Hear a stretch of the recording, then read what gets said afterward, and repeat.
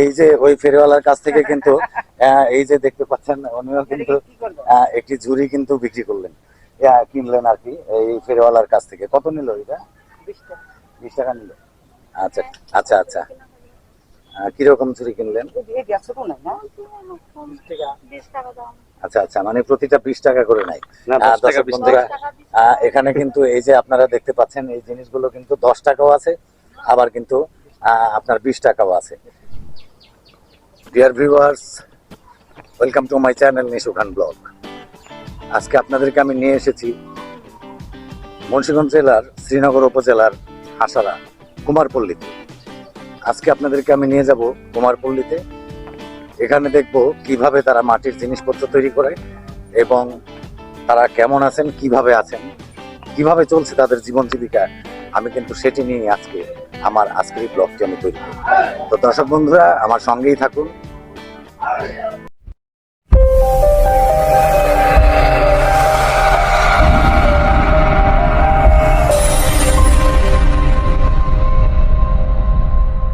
বন্ধুরা, আমি কিন্তু চলতে চলতে চলে এসেছি এই মুন্সিগঞ্জ জেলার শ্রীনগর উপজেলার যে হাসারা যে পালের বাড়ি, সেখানে কিন্তু চলে এসেছি কুমারপল্লীতে। তো কুমারপল্লীতে এক দাদার সঙ্গে কিন্তু দেখা হয়ে গেল। এই দাদার সঙ্গে আমি একটু কথা বললাম। দাদা, কেমন আছেন আপনি? কি নাম আপনার? আমার নাম অরুণ পাল। দাদার নাম কিন্তু অরুণ পাল, আমরা জানতে পারলাম। কেমন আছেন আপনি? আছি মোটামুটি। মোটামুটি। আচ্ছা, তো আপনারা কি জিনিসপত্রগুলি মাটির জিনিসপত্র এখন তৈরি করেন? হ্যাঁ, মাটির উপরে আচ্ছা আচ্ছা দইয়ের চাকি, দইয়ের পাতি, আচ্ছা আচ্ছা, এগুলি শুধু চলে? এগুলো চলে, আর অন্য কোনো জিনিস চলে না। আচ্ছা আচ্ছা। তো দর্শক বন্ধুরা, আমরা কিন্তু আগে দেখতে পেতাম যে এই মাটির কিন্তু অনেক কিছু চলতো।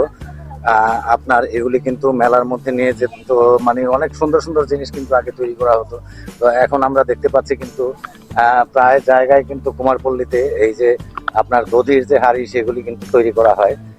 দর্শক বন্ধুরা, এই যে দেখতে পাচ্ছেন এইদিকে কিন্তু রাখা আছে এই দধির হাড়ি। এগুলি কিন্তু এখন বেশি চলে। দাদার সঙ্গে কথা বলে একটু জানতে পারলাম। আর আমি একটু সামনের দিকে যাব, এই দিকে কি তৈরি করে কিনা কেউ, আমি একটু দেখবো যে মাটির জিনিস কারা তৈরি করেন এবং কি কি জিনিস তৈরি করেন, তারা কেমন আছেন, ভালো আছেন কিনা, সেগুলো একটু আমি আপনাদেরকে দেখানোর চেষ্টা করব। একটু এই পাশে যাওয়া যাবে, তাই না? আচ্ছা আচ্ছা।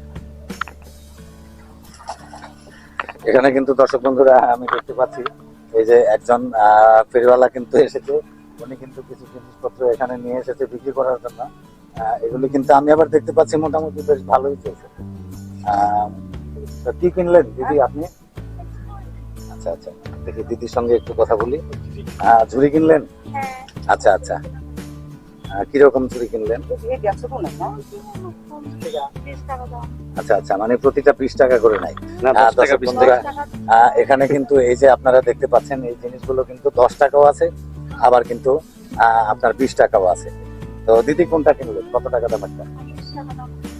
20 টাকা দামের কিন্তু এই দিদি একটা জিনিস কিন্তু এখান থেকে কিনলেন। তো দর্শক বন্ধুরা, আমি একটু সামনের দিকে যাব আপনাদেরকে নিয়ে। তো আমার সঙ্গেই থাকুন, আমি আপনাদেরকে দেখাবো এই যে কুমারপল্লী এখানে কি কি জিনিস তৈরি হয়, সেগুলো কিন্তু আপনাদেরকে আমি একটু দেখানোর চেষ্টা করব।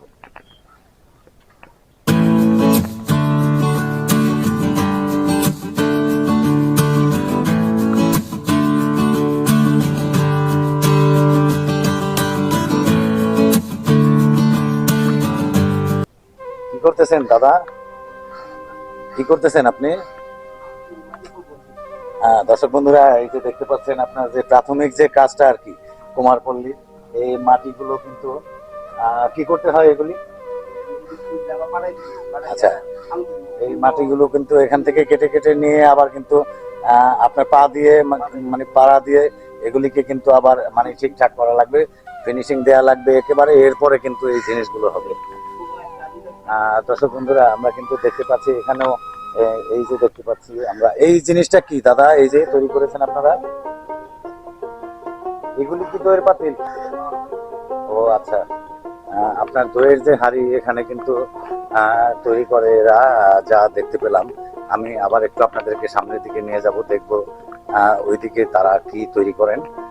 আমি সেই দিকে একটু আপনাদেরকে নিয়ে যাব। দর্শক বন্ধুরা, আমার সঙ্গেই থাকুন আপনারা। দিদি কেমন আছেন? ভালো আছেন? বাসায় কেউ নাই? উনি বললো যে বাড়িতে কেউ নাই। তো এই পাশে কিন্তু আমরা দেখতে পাচ্ছি এই যে এখানে কিন্তু পুড়ে নেওয়া হয় এই মাটির জিনিসপত্রগুলো। এই যে দেখতে পাচ্ছেন এখানে কিন্তু পুড়ে নেওয়া হয়। ঠিক কুমারপল্লীগুলি এরকমই হয়ে থাকে যে কাঁচা মাটি দিয়ে যে জিনিসগুলি তৈরি করে এরপরে কিন্তু আবার এগুলি শুকো দিতে হয়। এরপরে শুকানোর পরে কিন্তু আবার আপনার এগুলিকে পোড়া হয়, এরপরে কিন্তু আপনার বাজারজাত করা যায় এই জিনিসপত্রগুলি। তো দর্শক বন্ধুরা আমার সঙ্গেই থাকুন, আমি দেখি আপনাদেরকে এই কুমারপল্লীতে কি কি জিনিস দেখাতে পারি। দর্শক বন্ধুরা আমরা কিন্তু এই পাশে দেখতে পাচ্ছি এখানে কিন্তু এরা কিন্তু এই জিনিসগুলি, এই যে দধির যে হাড়ি, এগুলি কিন্তু এখানেই কিন্তু তৈরি করে। এগুলি কিন্তু একেবারে যে ভিজা অবস্থায় আছে, এগুলি কিন্তু আবার এখান থেকে কিন্তু নিয়ে নিয়ে আবার কিন্তু এই উঠানে কিন্তু আবার আপনার শুকোতে দিবে এগুলি। এরপরে কিন্তু এই জিনিসগুলি কিন্তু পোড়া হবে, যেটুকু আমি বুঝতে পারলাম এই হাসারা কুমারপল্লীতে। এই যে ওই ফেরিওয়ালার কাছ থেকে কিন্তু এই যে দেখতে পাচ্ছেন উনিও কিন্তু একটি ঝুড়ি কিন্তু বিক্রি করলেন, কিনলেন আর কি এই ফেরিওয়ালার কাছ থেকে। কত নিল এটা? 20 টাকা নিল। আচ্ছা ঠিক আছে। তো এখানে কিন্তু ফেরিওয়ালা এখানে কিন্তু খুব সুন্দর সুন্দর জিনিস নিয়ে আসছেন। আমি একটু সামনের দিকে যাব, দেখবো আর কি কি জিনিস এখানে তৈরি হয়। তো বন্ধুরা এই যে মানে আমি হাসারা কুমারপল্লীতে এখানে কিন্তু একটি ব্লগ তৈরি করার চেষ্টা করলাম এবং আপনাদেরকে দেখানোর জন্য কিন্তু আমি এই ব্লগটি আমার এখানেই শেষ করব। তো শেষ করবার আগে আপনাদেরকে জানিয়ে রাখি আমার চ্যানেলটি কিন্তু আপনারা সাবস্ক্রাইব করতে ভুলবেন না, এবং সাবস্ক্রাইব করে আপনারা বেল আইকনটি প্রেস করে দিবেন এবং অল ক্লিক করে দিবেন। তো দর্শক বন্ধুরা তাহলেই কিন্তু আমার ভিডিও সর্বপ্রথম আপনারা কিন্তু দেখতে পাবেন আমার নতুন নতুন ভিডিওগুলি। তো দর্শক বন্ধুরা আমি এই ভিডিওটি এখানেই শেষ করলাম। আপনারা ভালো থাকুন, সুস্থ থাকুন।